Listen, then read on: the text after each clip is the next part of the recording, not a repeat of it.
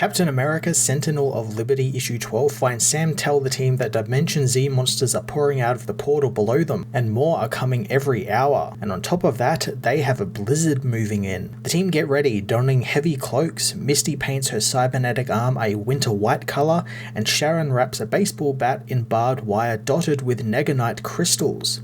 Steve tells them that Bucky took his son and he's asking for a fight, so they're gonna give him one. The blizzard hits the team hard as Sam and Misty have a plan thanks to a white willow ptarmigan, which Sam knows is the pride of Alaska as its national bird, so it's only right that the bird helps them save her homeland. Misty reveals that she equipped the bird with a special aberrant crimes device that will level their playing field. Steve spots the Frox slaughtering the Tithe below, and while it's thinning the resistance they will face, more will soon come, so they best move now. Before they leave, Sam stops Steve, telling him that they feel like they're walking into a trap and this has to be a setup by Bucky. Steve doesn't think that it matters since if they wait, White Wolf is going to fill the valley with Dimension Z monsters. Sam thinks he's changing the subject, demanding Steve talk about going back to Dimension Z and if he really is ready for it, since he was trapped there with Ian for more than a decade. Steve takes off without saying a thing and Sam reluctantly follows as above on the Shadow Capital, the money and the power are gloated over by the Love and the Machine, citing how they can go toe-to-toe with Captain America but can't handle a little insult from them. The money reminds the women that he and the power won the 20th century, but now he feels rather pathetic since he has no star points left and they are exposed. He believes their portfolio is underperforming and it's time for some reinvestment. He screams that the woman's opinions don't matter to them at all, flinging his cup of tea away and causing them to cut communications instantly. He apologizes for losing control, really wanting to watch those women bleed. Power agrees and maybe they should consolidate their game. The money moves his remaining Tithe forces to the portal for one single unified strike, and the power will do the same move as he did as well. They don't think that there is any space left for their competition with the new revolution after everything he's done, and this might be more insane than the last game. Bucky meanwhile frees himself from the knife of Black Widow, battling her through the room as he tells her that he is a bit busy. Natasha says that the game has twisted him, but Bucky says that nobody is burning who didn't deserve it.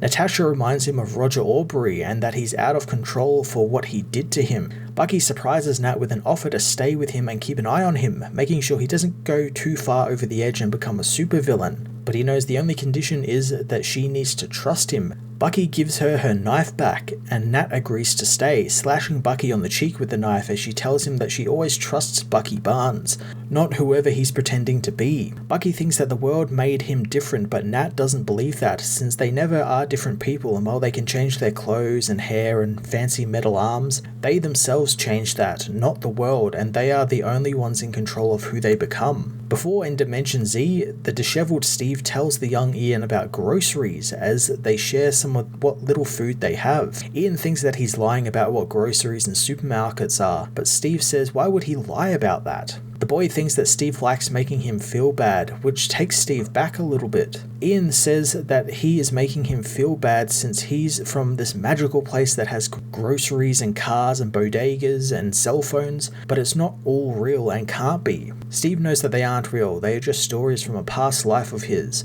but they can learn from those stories, as in the present, Cap and his team battle through the Frox, not holding back against the alien invaders. In the past, Steve tells Ian that this is his life now and he is never leaving the boy again. Ian is glad, wanting to hear Steve talk about ice cream again. Steve rushes through the monsters, telling Sam that the portal is close since he can feel it. Sam stops his friend, wanting Steve to listen to him since while he's never been a father and doesn't know what he's feeling right now, if he did though, he would be a living missile and nothing would be able to stop him. But if he was, he wouldn't be thinking tactically or making safe choices, like Steve isn't right now. Steve catches his shield, knowing which is why he'd be smart enough to bring friends with him, which he has. A Frox gets the drop on the captain and Sharon is called in to help, using her Negonite baseball bat and hitting the being, knocking them out cold. She tells Steve that that was her promise to him that they will get Ian back, taking off towards the portal as the rest of the team catch up. As they move, Misty tells Sam that this doesn't count as their weekend away and she is still owed some cottagecore weekend away. Sam knows that she just loves those scones as Steve tells Sharon that he'll never forget the feeling he has now, reminding him him of Zola. Sam knows that they put Zola down together and this isn't him, but Steve thinks it's this legacy, and since every day in their world is a century in the Dimension Z, it's been without a master for eons, just metastasizing and becoming worse. The team are welcomed into Dimension Z as White Wolf is alerted to the team arriving. Bucky wants him to ignore them and let the Deathscape do its job, but Wolf knows that that won't be happening since he is after all the king of Dimension Z, and what he says goes, as Sharon discovers a Neganite bomb at the portal location, telling everyone to scatter, but it's too late as the bomb goes off, leveling the entire cliff face.